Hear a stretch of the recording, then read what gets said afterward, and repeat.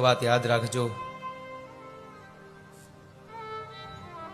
ખરાબ કરવા વાળાનું ખરાબ થઈને જ રહે છે, આજ નહીં તો કાલ.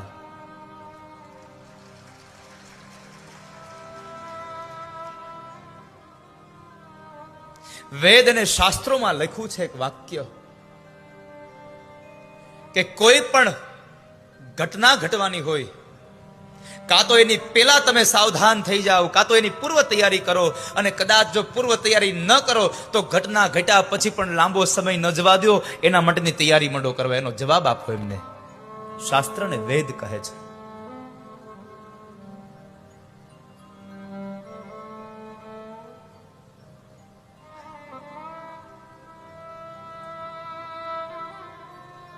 વેદ અને શાસ્ત્રો કહે છે